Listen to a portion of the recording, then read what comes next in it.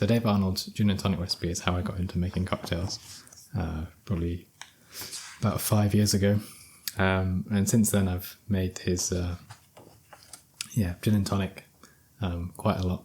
And over the years I've really refined the recipe. So in this video I'll talk about the changes that I've made to Dave Arnold's recipe. Main way that my recipe differs from his is that mine is focused on being able to make it at home easily and not having to, clarify some lime juice every weekend to have a gin and tonic. So the way that the recipe works is I have some clarified lime juice that I'm able to store in the freezer. So the idea for this comes from the Cocktail Time YouTube channel, and you make kind of lime super juice, which has two benefits. The first is that you're able to freeze it, whereas if you just make clarified lime juice, then it's difficult to store. And the other benefit is that it's easier to clarify the super lime juice, and that's because there's fewer impurities per unit volume in the clarified lime juice. The other thing that I've improved from Dave Arnold's recipe is making a better quinine simple syrup. I still use Cinchona bark to make the syrup, but instead of using water to extract the quinine from the bark, I use alcohol to do that. So I basically steep the Cinchona bark in vodka and then use that to make a syrup. So the benefit of this is that quinine dissolves much more readily in alcohol than it does in water. So using the vodka to do the extraction means that you can get a much sort of purer quinine solution than you can using water. So in this video I'll talk about a recipe that I've developed, which is very much based on the recipe in Liquid Intelligence. So the ingredients for the gin and tonic are gin, simple syrup, lime juice, which we clarify, and also Cinchona bark. So I'll show first making the Cinchona infused vodka, then I'll look at making the clarified lime juice, and then at the end I'll show constructing the drink. So to make the infused vodka, I just steep quite a lot of Cinchona bark in vodka. So the idea is to completely saturate the vodka with the quinine or other things that will be dissolved by the alcohol from the Cinchona bark. Now this is fairly dangerous because because quinine is toxic in high concentrations. You can look up the solubility of quinine online, and the sort of maximum daily recommended dose would be the same as drinking about a shot of fully saturated alcohol. Now the vodka won't be able to dissolve as much quinine as pure alcohol, so sort of a fairly safe amount to drink would be a shot of this infused vodka. But that really wouldn't be very nice, and in any of the drink recipes that I use with the Cinchona infused vodka, you don't need that much. So I think this is very safe, but of course quinine is dangerous, so if you make this, be careful. The way that I put this in drinks is I put it into a little spray bottle and then sort of spray the Cinchona vodka into the drink. Each spray is maybe about 0.1 grams. I've sort of measured, so you can measure this by measuring the weight of 20 sprays or so. And so by using this I can be very sure that I'm not adding too much Cinchona bark or too much quinine into the drink. A good amount of Cinchona infused vodka to add is about 0.5 to 1 gram, so I'll add about 5 spritzes to the drink. if you start off with this, I think this is a good recommendation, and then maybe adjust to taste. According to Liquid Intelligence, if you put too much quinine in the drink, then it's going to be too bitter.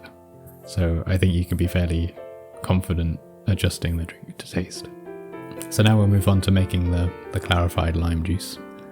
The method for this is to use the cocktail time super juice recipe. So for this, what you do is you peel the citrus fruit and then create a sort of oleosaccharum, but using citric acid and malic acid instead of sugar.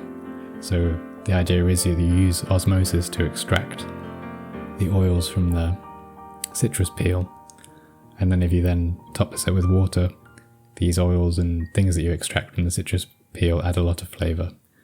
I like to use a mixture of lemons and limes, but you could either use lemon juice or lime juice.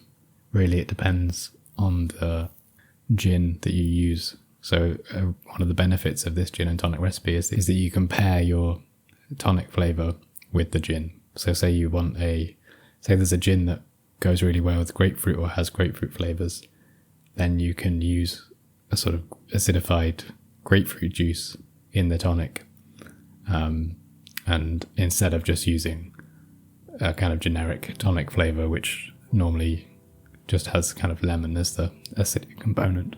So the idea is that you have a 1-to-1 ratio of citrus peel to acid. So if you were doing just lemon juice, you could do, say, you could peel your lemons, weigh the amount of peel that you get, and then add that amount of citric acid to it. Then you want to work out the amount of water to add. So the formula for calculating the amount of water to add is to divide the weight of the peels by 6 and then multiply it by 94. So the idea would be that if you were creating a 100 milliliter solution, then you would add 94 mils of water and then 6 grams of acid. To make a lime juice solution, you vary the acids that you add. So you, instead of adding solely citric acid, you add a mixture of malic acid and citric acid. And you do this in a ratio of 2-to-1 citric to malic acid. And then if you wanted to change the flavour of your tonic, so say make it more lemony, then you could add less malic acid, for example. If you add a higher percentage of malic acid, then it'll sort of taste more appley, kind of a green apple flavour, which may be desirable for the gin and tonic that you're making. So in this, I just used the 2-to-1 ratio.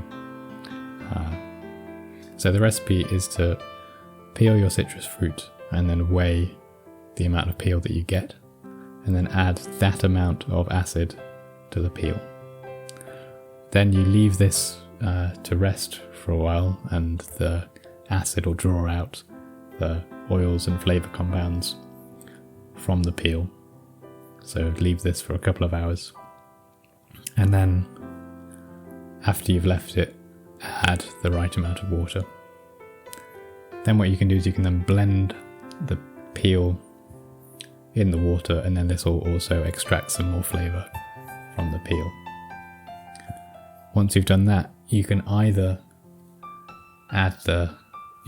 then juice the lemons and limes that you have and then add this to the liquid, or you can skip this step.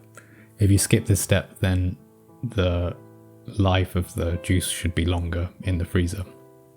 I find that even if you add the juice, then you can't really taste the juice sort of going off in the freezer, even though if you just have pure lime juice, then you definitely can taste it going off. So I think maybe this is just because it's a low concentration, so perhaps it would taste better after a long time if you didn't add the extra juice. But I'd like to do this anyway, because then I don't have to throw the extra juice out. So once you've done that, you want to strain off the bits that are left from blending the peel, and then we can clarify it using Agar clarification. Now, there are two methods for Agar clarification in Liquid Intelligence. The first is a kind of freeze-thaw Agar clarification, which is based on a technique developed by Heston Blumenthal. And the idea with this is that so Heston Blumenthal uses gelatin to do this, but Dave Arnold uses agar. So the method for this is to use the agar to make a jelly. If you then freeze that jelly and then let it thaw, then something happens where the structure of the gel traps the impurities and you sort of get a clear liquid out of it if you strain it through a cloth. Or there's another technique called quick agar clarification, which is what I did for this recipe, where you set the juice in a gel. You do this by adding 2 grams of agar per litre of final product that you have at the end. And you can hydrate this agar by boiling it for a couple of minutes in 25% of the water of the total volume of juice that you're making. What I should have done when making this is held back 25% of the water that I was adding to make the super juice, and then use that to hydrate the agar rather than using extra water that then dilutes the final product.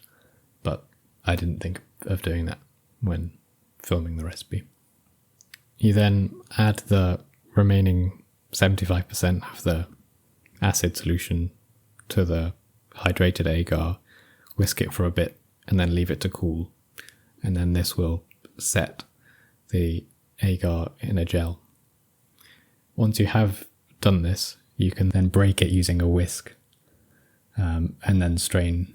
So if you were to not use the super juice here and you were using lime juice, then your yield with, say, a couple of limes, which is all you really need to just make a couple of drinks, would be really, really low, and it's not really worth the effort of doing it.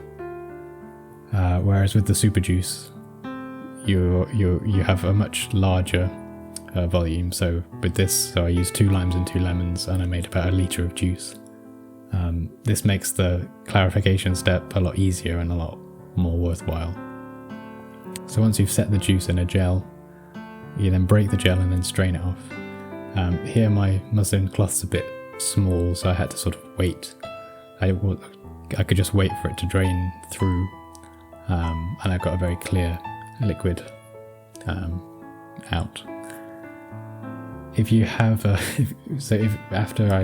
didn't film this, but after I'd left it for a while, then I was able to pick up the cloth sort of holding some of the liquid in, and then you can sort of coax a bit more liquid out by sort of gently massaging the cloth. So Dave Arnold calls this massaging the sack.